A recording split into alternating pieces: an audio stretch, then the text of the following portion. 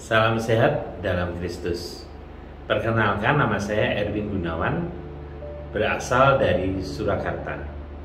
Akan membawakan renungan yang diambil dari Kisah Para Rasul bab 6 ayat 1-8 dan bab 7 ayat 1-60. Santo Stefanus, martir Kristiani pertama. Dalam serangga kita mengenal lebah.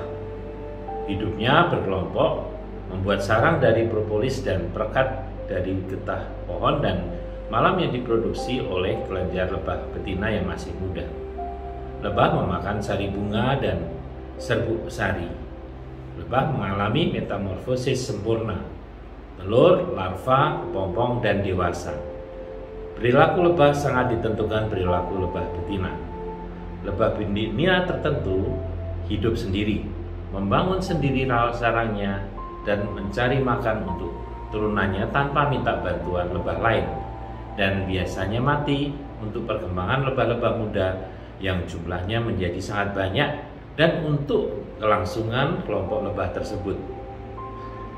Demikian pula para martir yang bersedia memikul salib dalam rangka ikut mengabarkan kabar gembira keselamatan bagi umat manusia. Mari kita merenungkan kisah kemartiran Santo Stefanus dan teladan hidupnya. Santo Stefanus, proto-martir atau martir pertama Kristiani yang dapat kita baca dalam Kisah Para Rasul bab 6 dan 7. Stefanus berasal dari kata Stefanos, bahasa Yunani yang berarti mahkota. Saat ke-12 Rasul menanggapi keluhan para janda Helenis, orang Yahudi yang berbahasa Yunani, yang merasa didiskriminasi dalam pelayanan pembagian oleh orang Ibrani. Ke-12 Rasul memanggil semua murid untuk memilih 7 orang terkenal baik penuh Roh Kudus untuk mengemban tugas ini, agar mereka dapat memusatkan diri pada pelayanan firman. Bersama Filipus, Prokorus, Nikanor, Timon, Parmenas, Nikolaus sebagai diakon-diakon pertama. Stefanus adalah salah seorang dari 7 petugas yang dipilih untuk melayani orang miskin di tengah-tengah jemaat di Yerusalem. Mereka mengatur pembagian bantuan kepada para janda yang membutuhkan. Stefanus lebih menonjol dibanding dengan yang lain dalam hal iman, kasih, kuasa rohani, dan hikmat. Selain menjalankan tugas sebagai diakon, ia juga melakukan berbagai mukjizat dan memberitakan Injil. Pada akhirnya, kegiatan aktif Stefanus tersebut melibatkannya dalam konflik dengan orang-orang dari jemaat Yahudi. Oleh karena mereka tidak sanggup melawan hikmatnya dan roh yang mendorong dia berbicara, maka mereka menghasut orang banyak untuk melawan Stefanus, memfitnah, menyergap, menyeret, dan membawanya ke hadapan mahkamah agama dengan tuduhan menghujat nama Allah. Akan tetapi Stefanus dengan wajah seperti wajah malaikat menjawab tuduhan-tuduhan itu dengan uraian ringkas tentang sejarah Israel dan serangan terhadap orang Yahudi yang meneruskan tradisi nenek moyang mereka dengan membunuh Mesias. Hal ini membakar amarah mahkamah agama terhadapnya.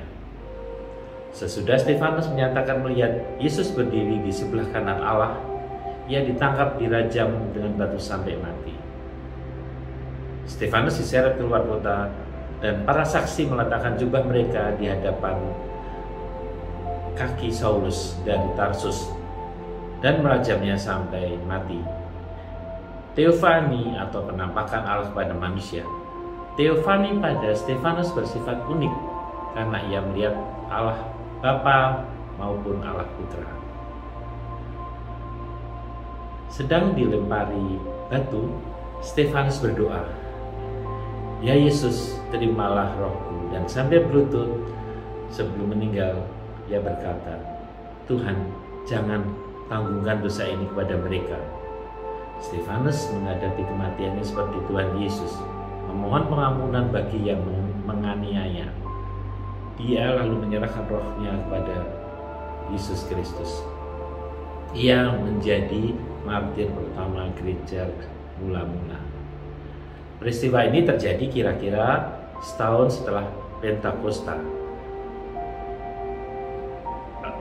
Kira-kira tahun 34 sampai dengan 35 Masehi. Stefanus mengalami penderitaan, bahkan kematian karena Kristus.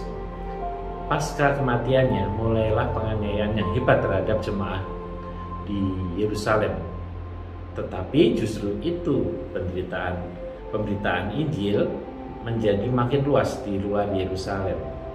Kematiannya pun dapat dikatakan salah satu faktor yang membawa Saulus pada Kristus.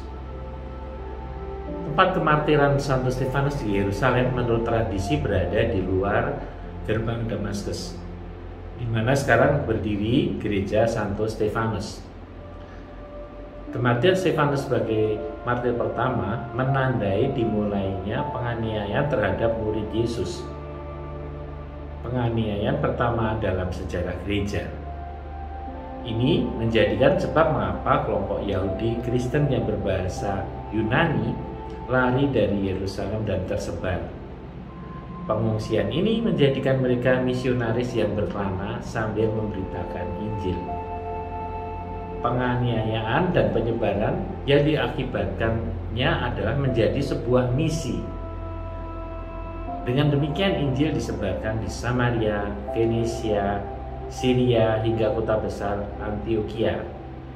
Menurut Lukas, untuk pertama kalinya Injil disebarkan kepada orang kafir, dan pertama kalinya murid Yesus disebut Kristen.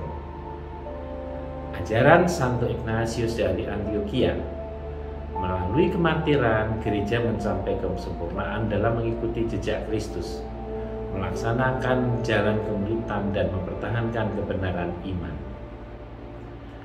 Pelajaran yang didapat dari Santo Stefanus. Kisah hidup Stefanus pada kita memberikan banyak hal pada kita. Misalnya, komitmen untuk pelayanan sosial tidak boleh lepas dari semangat pewartaan iman. Meskipun demikian, tidaklah mungkin untuk memisahkan pelayan kasih dengan pewartaan Injil. Maka dalam pewartaan kasih itu, ia mewartakan Kristus yang tersalib, sehingga harus menanggung kemartiran. Lebih dari itu, Santo Stefanus berbicara mengenai Kristus yang tersalib dan bangkit sebagai pusat sejarah dan pusat seluruh hidup kita. Kita dapat memahami bahwa salib tetap tinggal di dalam hidup gereja dan hidup pribadi kita. Dengan menerima salib kita, dengan mengetahui salib adalah berkat, kita belajar sukacita Kristiani pada saat sulit. Santo Stefanus memberikan pengampunan pada penganiayanya, seperti diajarkan Yesus saat disalib. Hal ini malahan mendatangkan kemajuan bagi kerajaan Allah. Kematiannya pun dapat dikatakan sebagai salah satu yang membawa Saulus kepada Kristus. Langkah konkret meneladan Santo Stefanus. Yang pertama, komitmen dalam pelayanan gereja dan pelayanan sosial. Seperti contoh Santo Stefanus tidak dapat memisahkan pelayanan iman dan pelayanan sosial. Kadang orang sangat baik dalam kegiatan sosialnya tanpa memperhatikan pertumbuhan iman akan Kristus. Kurang mempelajari firman Tuhan, kurang berdoa, maka hidupnya akan kosong. Tidak mengetahui tugas perutusan Tuhan untuk membawa kabar gembira, maka orang akan cenderung memegahkan diri dan berbuat dosa, dan upah dosa adalah maut. Menjadi martir sekarang bukanlah untuk mengorbankan jiwa, tetapi lebih mencontoh Yesus dalam melayani sesama. Sebagai profesional, kita melakukan tugas dengan tulus dan kasih, tidak curang. Bila kita mempunyai perusahaan atau usaha, mengurangi keuntungan diri untuk tetap mempertahankan karyawan perusahaan, tidak melakukan PHK pada saat pandemi COVID-19 ini. Membantu tetangga yang kekurangan akibat terdampak pandemi secara pribadi dan terus mendampinginya sampai terlepas dari efek pandemi. Seperti dicontohkan Paus Fransiskus, mulai dari perbuatan sederhana dan dapat dikerjakan di lingkungan keluarga, tetangga, komunitas, dan gereja. Yang ketiga, menjadikan Kristus sebagai pusat kehidupan kita. Semua langkah hidup kita bersumber dari ajaran Kristus. Maka kita harus selalu belajar firman-Nya dengan benar sesuai ajaran Gereja Katolik. Selalu berdoa, berkomunikasi intim dengan Tuhan, dan selalu melakukan pertobatan. Hidup mengasihi Allah dan sesama. Sudahkah kita meladan Santo Stefanus? Mari kita hidup dengan teladan Santo Stefanus, memberikan pelayanan sosial yang tulus dan pelayanan iman, mengabarkan kabar gembira keselamatan. Sekian berkah dalam